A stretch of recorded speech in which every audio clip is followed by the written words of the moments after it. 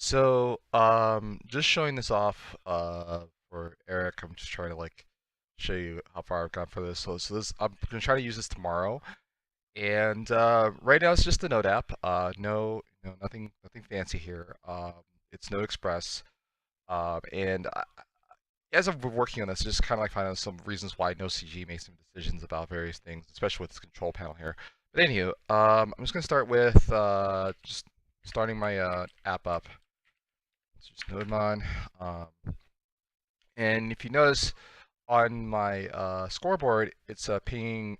This is pinging every 400 milliseconds to get the JSON file. And the best part is like if this fails for some reason, I can use a backup that will pull in the JSON file, do the exact same thing. It's just I'm trying to leverage having the Express app.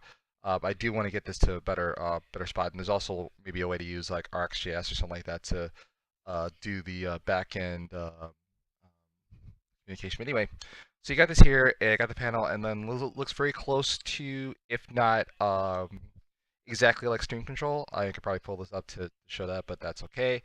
And I just have some basic controls here. So what I'm hoping to do as an enhancement here is also to like be able to connect to a database source for both of these. But anyway, so if I go ahead and I change the name,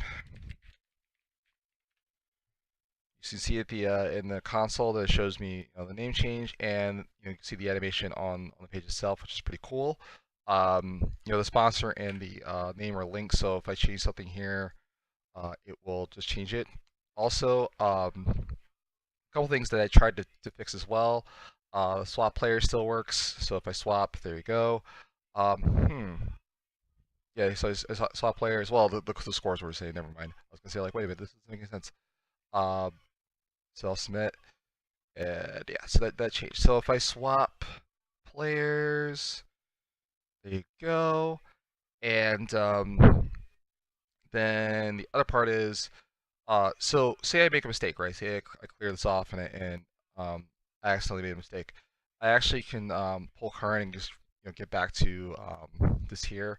I will put some more information about like match info and games, stuff like that. But like I said, this is just the beginning of this. It's just kind of a beginning thing.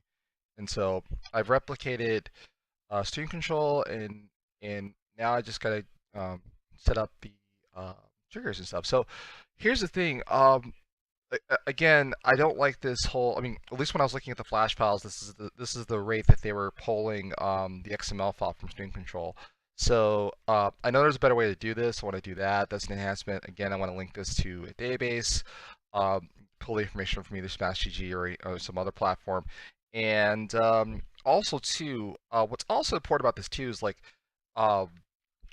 in using this information panel, I can also automate the YouTube videos that I create using this platform as well. I'm trying to get that in place. So basically, every time I edit this, or every time I'm editing this, I should be able to save the information someplace as to when I made that move. So because obviously during the broadcast, I'm changing the names for the matches and stuff like that. So the next enhancement is going to be like a couple buttons here for like match start, match end.